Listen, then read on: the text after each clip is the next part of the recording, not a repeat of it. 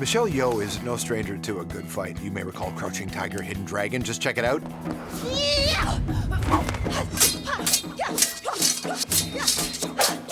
But before that, like back in the early 90s, Michelle drop-kicked her way to the top of Hong Kong's action movie scene. Hell, she could even match the likes of Jackie Chan stunt for stunt. And in Tomorrow Never Dies, she fought alongside 007, helped reinvent the role of a Bond girl. Don't get any ideas. I'd never dream of it. So for Michelle, playing the role of Aung San Suu Kyi, someone who spent decades fighting for democracy, well, it's kind of the perfect fit, but it's a long way from the Miss Malaysia pageant where Michelle was crowned back in 1983. Miss Malaysia! From there, she did commercials, got into acting, and quickly became one of Hong Kong's biggest stars, and the highest paid female actor in Asia. She's also become a passionate spokesperson, educating people on the importance of road safety. It is right here on the streets that we need the action to take place. In Hollywood, she's played an astronaut on a mission to save Earth from destruction, and she battled the dark CGI forces in the latest Mummy flick. Rise up and seize this moment! Take your revenge! But her latest role in The Lady might be her most defiant as Aung San Suu Kyi, the pro-democracy advocate who spent nearly 15 years in detention and was awarded the Nobel Peace Prize for her efforts to return Burma to civilian life. It may be a little late to be saying this, but you realize I've never actually spoken in public before. Well, there's no time like the present. Everybody, please welcome Michelle Yeoh. Great to see you. How are you? I suspect taking on every character is a challenge, but to take on a living icon who still is in the midst of an incredible journey, what was that like to do that? You know, in this movie, we're always talking about freedom from fear, and it was scary because you do feel a great sense of responsibility because of who Dorsu is, what she represents, not just for the fight, but for millions of people who looks up to her. She has been incredibly inspirational because in this journey, we discovered what true strength is, what it means when you are committed and dedicated to a cause and you're selfless. But also, it's not just the responsibility to make sure that you reflect her and represent her properly, but that what you say in this film could affect her now and the people around her, and even, perhaps some would say even the safety of her. Were you aware of that sort of reality? This movie is really about a very specific time of her life. It's really from 88 until 90. That's the bulk of the film. 99, I'm sorry. And it's history. It's facts that cannot be changed. We're trying to show you the very human part of who she is and the love story. I don't think Dorsu could be where she is today without the total commitment and devotion of Michael Aris. And I think when we did this film, it is to show you where that strength was coming from, where this couple who believed in the freedom of people, of particularly the Burmese people at this point, that they don't call it a sacrifice. It is a choice. But what we'd like to see, I'd like you to see, is how difficult those choices are. Oh, and she was faced with the most unbelievable choice when her husband passed away. She had the choice to leave and go be with him when he died, but she chose to stay. She has the choice to leave anytime. Yeah. I mean, I think sometimes that is even more difficult. If you were just a prisoner with the lock and key in place, there is no choice. You can't go. But there, every day, she is given the option. You know, go. We would drive you with a limousine. We would fly you in a private plane, you know, so that you would go, whether to be with your husband who was dying at that time, to be with your children. It is hard. I mean, what mother would like to leave their 12-year-old and 15-year-old, you know, and leave their husband and family behind? But then I think Burma is her family too. And all these people who were there, who needed her, they became a big family. You were deported from Burma, weren't you? Yes, I was. I was very saddened that day. Did you expect that to happen? Honestly, I did not, because I was there prior to that. While we were filming in Bangkok, almost to the end of the filming there, and she was just released at the end of November, we all collectively decided, we're just so close. I don't see why we haven't thought about this. We should go. We should try, at least, make an effort to go. We just don't think they won't let us in. And did part of you think, look, I'm a big star. Like they're not. I can go anywhere I want. No, that didn't come into play. But I really wanted to meet her because, I'd been living with this person for the last 4 or 5 years of my life, since the research started and all that. So we handed in our passports. I have a Malaysian passport. And then Virginie Besson, who's our producer, came back a few days later and said, no, all the visas have been rejected except for you. I'm like, just me? She says, yeah. I said, I can go? She goes, yes, if you want. So then I said, then I'm going. By yourself? By myself. Then I think everyone was a little bit worried at that point. I think I've been working too much of this freedom from fear thing. I was fearless in that sense. So I thought, I'm going. I mean, what will they do to me? What can they do to me? Right. But, I think Luke and Virginie was, more sensible and said, okay, how about a family member? And I called my brother, and he came, and we went through the immigration. They looked at my passport, and they looked at me. They sort of recognized, because they're great film lovers, the people in Burma. And she goes, and then she chopped my passport, and I'm like, yes! And so we went straight to the house. What was that moment when you met her? What was that like? I think I went...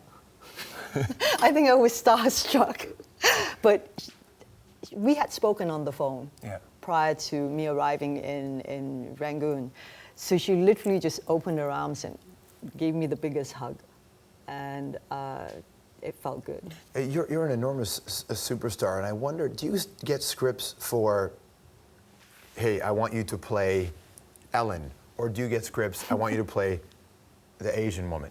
Like, are you oh, yes, you do. Still getting cast that way? Well, I think at the end of the day, you will always see me as the Asian woman because, hello, yes, I am. But I think the most important thing is to be able to get past that.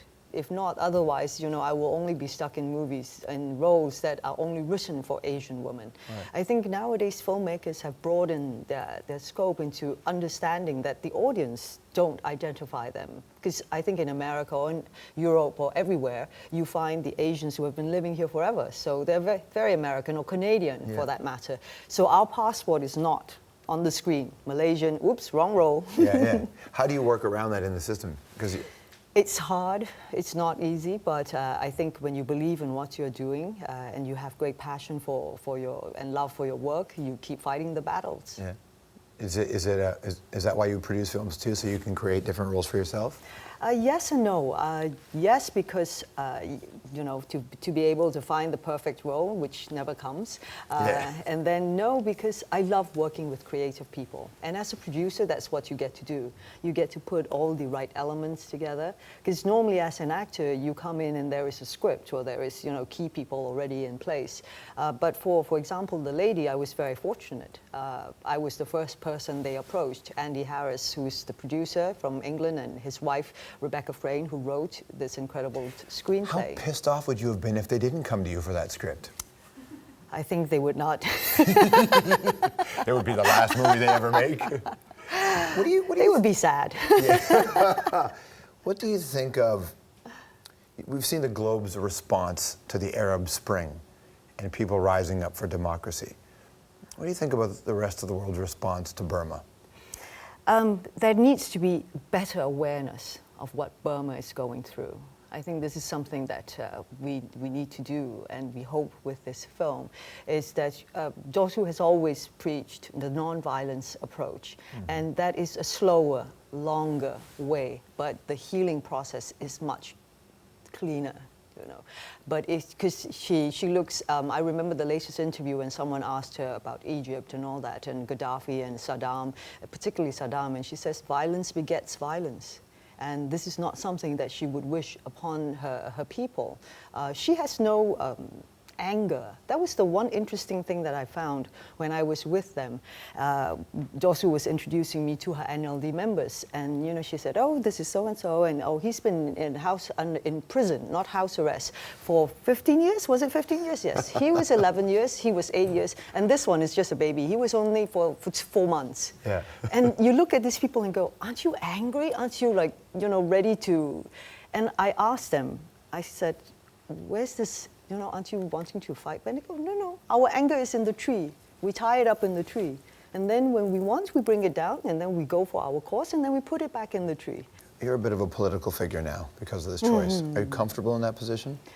Sometimes no, because I think I don't know enough to be able to make all these statements, particularly on behalf of anyone. But when we were doing the movie, it's true because you might not think about politics, but politics thinks about you. Sure does. And everything that you do will involve that. And you have to be brave, you have to be courageous. And I know that I will be doing a lot more because it's the right thing to do. Sure. I love when people who are in positions of high profile take their positions and use it to deflect some of that sun to them onto other issues. One of the things I love that you do, and not a lot of people do it, is one of the causes is road safety. Yes. Including a BBC series, but people don't realize just how dangerous it is in the developing world. Yes. Well, we have 1.3 million people die on the roads. That's insane. I know. Were you closely affected by it as a kid, or how did this happen? Fortunately, no. I didn't pick up the course because it affected me like that. I picked up the course because we needed to do something right away. Because, when I was approached to do a public campaign in Vietnam, where they have 26 million motorcycles and no law that they had to wear a safety helmet. So can you imagine the fatalities that was on the roads? Yeah. And these people used the motorcycle like their cars. I think the record was I saw 7 on one little motorcycle. I saw 5 in Pakistan, and I ride a motorcycle, and I was blown away. I thought, that is the dangerous, most impressive thing I've ever seen. And where is the balance, It's like the baby with the baby. And no helmets, none? No helmets. So that started, because when I champion a cause, whenever you champion a cause, you have to understand where it's coming from and why you're doing it. So that when you speak about it, it's with total conviction. Yeah. And when you learn that every 6 seconds, someone dies on the road, every 30 seconds, a child who's going to school will get hit by a car. That propelled us to do this documentary. I was in South Africa, I was in India, in Costa Rica, mainly in the developing nations, because that's where it's the worst hit. And we launched the Decade of Action, the UN Decade of Action for road safety, global one, and we hope to save 5 million lives and prevent 50 million injured. Spectacular. So, stick around. Anthropology with Michelle Yeoh when we come back.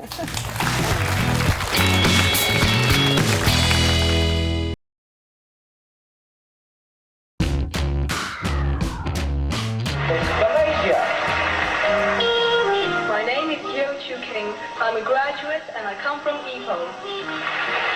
Miss Malaysia tonight is Yeoh Chu King.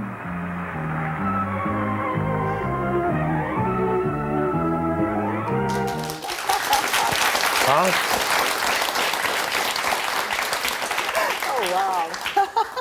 That's pretty spectacular. So you didn't want to be in the Miss Malaysia contest, right? No way. What happened? My mom. She signed you up. She signed me up she signed it. She faked my signature. But you won. I know. I think I did it just to get her off my back. Right. And the moment you find out you win, what's that moment like? I was like, okay, what do I have to do next? Yeah. What required more fitness training, to be Miss Malaysia or Crouching Tiger? Which was more difficult? Yeah. Oh, Crouching Tiger. I think that was one of the most difficult, simply because I had a very bad injury. Yeah. In the first action sequence, when we were wrapping up on that, we did this exchange jumping kick, and when I landed, I thought someone had clubbed me on my knee. And what had happened was I landed badly and I tore my ACL. So I was in New York, and the doctor, the specialist, basically said, I could tie it up, I could bandage it, but you can't jump, you can't run. I'm like, I'm doing Crouching Tiger, I can't jump, I would be crouching the whole time. So in the end, I said, okay, but what is the other option? So immediate surgery, if you go through an intensive but painful, like rehab, you would be able to get back into a relatively good state in 6 to 8 weeks, but it is an intensive rehab. So then I called Ang Lee, and he was like, don't worry, I'm going to hold, I was saying, do you need to change? Because we just started filming the first few sequences. And he says, no, we're waiting for you. You just do what you need to do, get well and come back. So what it was a very physical and mental exercise because, you know, I was hobbling on the set and I was working to get it better. And right at the end, the fight sequence that you see was after the surgery. When's your next fight movie? There's one called Reign of Assassins that should be coming out, I hope, within the next year. Very nice. And make sure you check out Michelle Yeoh in her new film called The Lady about Aung San Suu Kyi. It's great to see you. Thank you so much. Thank you so much. You're back.